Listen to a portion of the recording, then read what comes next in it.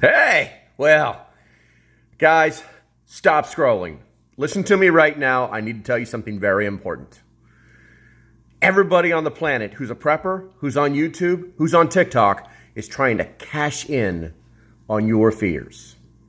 Watch this. If you're seeing thumbnails that look like this, there's a problem.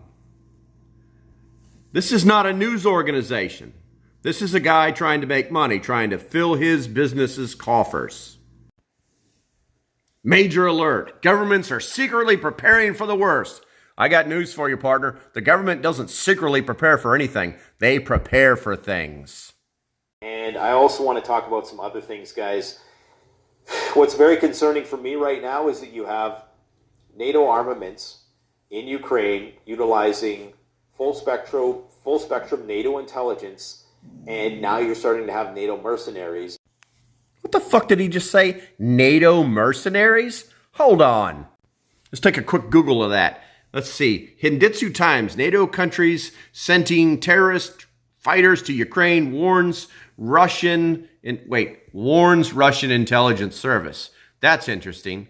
Because you know what? CNN reports Russia to deploy up to 1,000 mercenaries to Ukraine. Seems a little confusing and lots of bullshit. Going to the article, NATO country sending terrorist fighters to Ukraine, warns Russian intelligence service. I mean, come on. The intelligence service is warning everybody? Unfortunately, this is pretty much a load of crap, and it'll eventually be one article being used as the proof source for 7 other articles, which would make it a 5-part lie, I guess. But wait, there's more.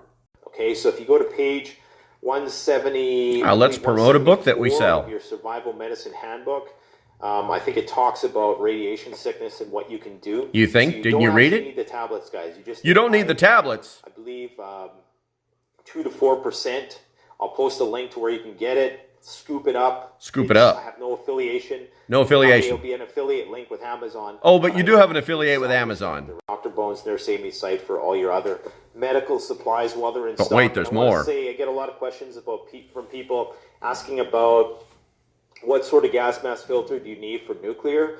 All you need is a P3 100 filter, which is basically very similar to a HEPA filter.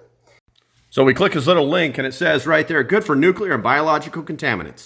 But if we go to the actual website, it says, due to our sophisticated specialized construction, these filters will not provide protection from common CBRN threats, chemical, biological, radiological, nuclear. So it will not work. Stay safe, have a great day, and don't fall for these suckers.